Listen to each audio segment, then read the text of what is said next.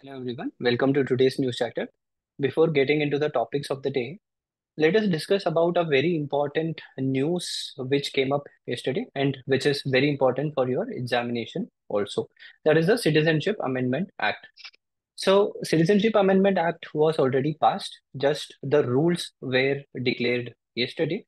So now we know what are all the rules and procedures one should follow to get citizenship according to the Citizenship Amendment Act. So here the most important point which you need to know is the Citizenship Amendment Act is going to give citizenship for those people who were religiously persecuted. People who belong to Hindu, Christian, Parsi, Jain, and Buddhist. So these religions who were religiously persecuted from three countries, Pakistan, Afghanistan, and Bangladesh, and who came to India and are living in India for a very long time as refugees. Only for them, we are going to give citizenship. Is this law going to change the citizenship provision based on religion? No, it is not, because the Citizenship Act is already there, and Citizenship Act does not treat anyone based on religion. It doesn't discriminate people based on religion. This particular act is going to give citizenship only to a certain set of people who came from these three countries. So there is nothing to worry about when it comes to the negative aspects of the law. So it is an overall very good provision for those people who can acquire citizenship now. Now, one of the major criticism on this act is it did not include those people who came as refugees from Sri Lanka. The Sri Lankan Tamils are not included in this. So this particular act talks about those countries which were at some point of time a part of India during British time. Bangladesh and Pakistan were part of India, and some parts of Afghanistan were also controlled by the British. But Sri Lanka was always treated as a separate country, and that is the reason they have not included Sri Lanka here. But in future, it would be great if they introduce a similar law and provide citizenship for Sri Lankan refugees who are living in India also. So that will be all about this. You don't have to study anything separately. Only the provisions of Citizenship Amendment Act, which was passed in 2019, has to be studied. Now let's start with the question of the day. Consider the following statements regarding Agni 5 missile of India. All missiles are very important. Indigenously developed nuclear capable missile technologies are extremely important. So 3 points are provided here. It is a intercontinental cruise missile. It is a fire and forget missile. Agni 1 to 5 missiles are designed and developed by DRDO. DRDO is the organization which developed everything. So this is obviously the right option. It is a fire and forget missile. Yes, it is a fire and forget missile, because if you fix a target and fire it, you cannot do anything. You cannot change the course of the missile. It will go and attack the target. Only if you use an interceptor missile and beat this missile, then you can overcome the impacts of this missile. So these two statements are correct. It is a intercontinental. Intercontinental is correct because it can cross the continent. Its range is 5,000 kilometers. It can cover the entire China from India. And it is not a cruise missile, it is a ballistic missile. Difference between ballistic and cruise missiles should be studied. I hope you will study it after the session. Ministry of Electronics and Information Technology has recently given advisory to artificial intelligence industries. What is the advisory? Artificial intelligence has been growing to a greater proportion in the recent times, but we do not have certain amount of guidelines for this. So MeitY has come up with certain guidelines. All generative AI products. Generative AIs are those artificial intelligence which is going to give you some content like large language model, ChatGPT or Gemini of Google. So all these things would have to be made available with the explicit permission of the government of India. So earlier the government told that you don't need permission because it will help the startup industry. But recently what happened is several AI products, especially Google's Gemini, started to give negative content. They have started to give certain contents which are not well referred or not well corrected. So due to all these problems, the government is forced to bring up some kind of regulations. Rule 3, 1B of the Information Technology Act. Information Technology Act is there and information technology rules are there. Information technology rules were passed in 2021, and according to this, it prohibits unlawful content such as defamation, pornography, disinformation, and anything that is against the unity and sovereignty of India. Information Technology Rules 2021. This is very important for your mains exam also. So whenever a artificial intelligence product comes against these rules, that will be regulated. So AI-generated imagery should be labeled as such. So what the government is telling is, when you are using an image or a video or a set of content which is generated by the artificial intelligence, there should be a watermark which will mention that this was generated by ChatGPT or it was generated by Gemini AI of Google. So this is very important. The rules wouldn't apply to startup. This point is also important because if you regulate startups, startups will not be able to grow in the country. So this is also a important point. The problems between Philippines and China has been going on since long time. Especially certain important islands are being claimed by China. So if you look at these islands are very important. Paracel Islands, take a look at the map. Map is extremely important for prelims. So be very clear about the maps.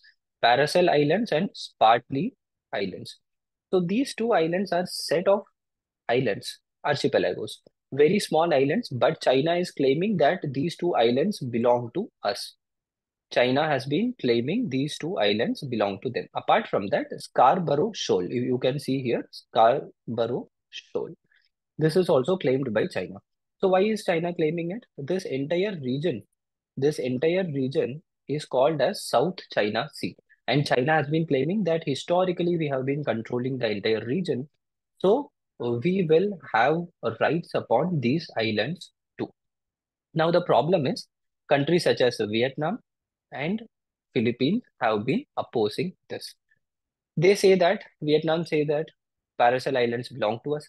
Philippines say that Scarborough Shoal belong to us, and Spratly Island should be a no man's land that is not belonging to anyone. So why China wants all these islands? Because if they have their naval base in these islands, they will have control over the entire Pacific Ocean, especially the southern Pacific island nations. So this is very important for China. And to prevent it, all the other countries have been trying out and they have gone to the United Nations bodies also, but China will never listen to any of those. From your examination point of view, you should be aware of the names: Paracel Island, Spratly Island, and Scarborough Shoal. These things you need to know. And the map of Philippines is also very important. All the South Asian countries, South Asian and Southeast Asian countries, and their maps and location are very important for your examination. These lines which you can see is called the Nyan dash line. Let me clear this out. Yeah. So you can see here, red color line. This is called as the Nyan dash line. So this entire area is claimed by China. China says that whatever comes here, it is ours.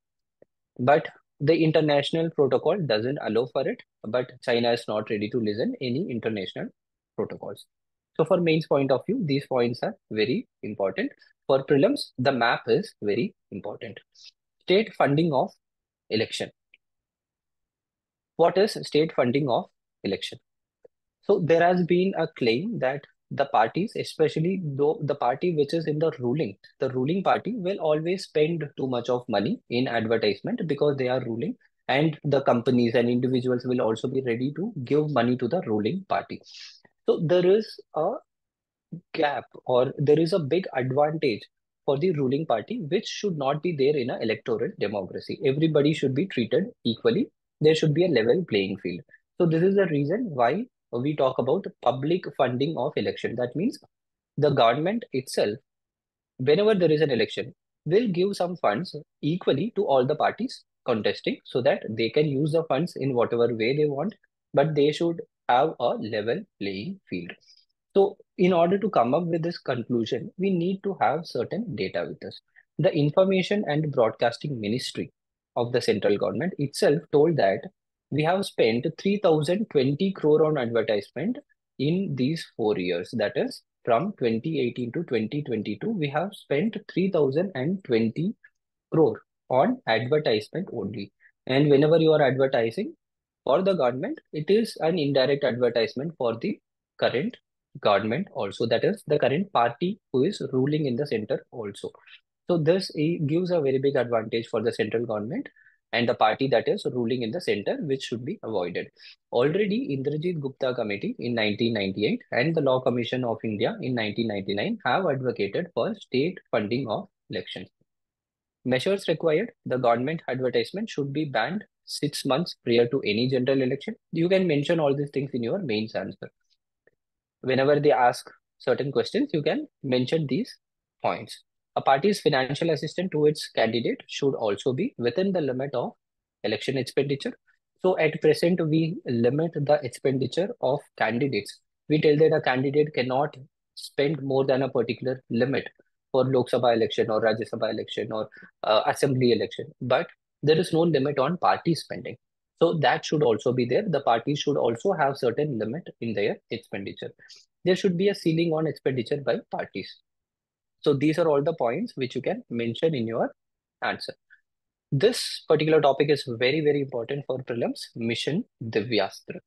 Divyastra mission was done by DRDO. DRDO has designed a missile technology using Agni 5. Agni 5 is a ballistic missile. And what is Mission Divyastra? It is Multiple Independently Targetable Re-Entry Vehicle, MIRV. What is this technology? A missile will carry multiple payloads in that, and there will be multiple different targets at multiple different locations. So once you fire the missile will get divided into multiple missiles. It will attack multiple targets in different locations. So that is multiple independently targetable re-entry vehicle. So this technology is developed by DRDO. At present, this technology is present with US, Russia, UK, France, and China. Now India is entering this elite set of countries. Whenever we talk about missile technology or defense technology, US, Russia, and China are always there.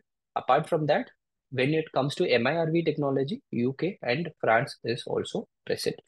MIRV technology, what is it? I have explained it already, but one important fact we need to know is about Agni 5. Agni 5 has a range of 5,000 kilometers. It is an intercontinental ballistic missile and it is fire and forget missile. One more important point, it is fired from land and it will attack the target on land. So land to land missile. So these points are very important. Take a note of it. Why do we need legal framework for genomics? So genetic technology at present do not have any legal regulations, but we need it. Why? Because, for example, recently the Indian government told that we have come up with genetic mapping of 10,000 genome. So 10,000 genome mapping has been done. Genome means the entire genetic information of a human being. So when you come up with this much information, you need to protect the information also. So data protection becomes very important, and we need to conduct a lot of research based on the information we have received. So that is also very important. Apart from this, despite significant established capacity and expertise in India, a significant number of samples from India are sequenced or analyzed by companies abroad. So this point is the most important point.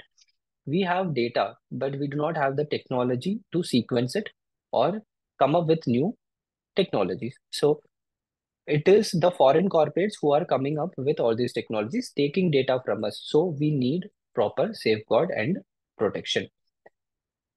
Data remain in silos. So this point is also very important because someone will be collecting the data, he will be having the data, some other company or organization will collect the data, they will have the data separately. So we need a proper regulation so that all the data is managed properly. And apart from that, in the recent times, with the development of artificial intelligence, we have noticed that there is some kind of discrimination based on genomics.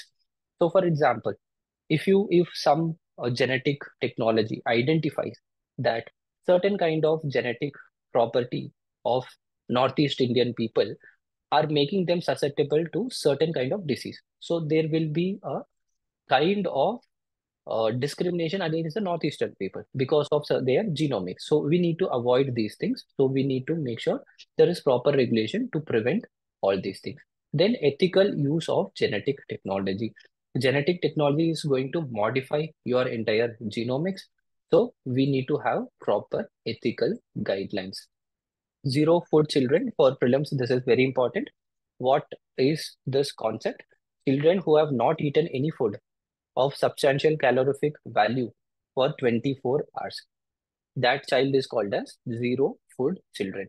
The worst data which we can get about it is in India, its level is around almost nearly 20. So that means 1 in 5 child is not able to have food in an entire day. For 24 hours, the child is going with hunger. So this is a very major problem. Who took this data? JAMA Network Open Journal took the data. India, the third highest percentage of zero food children.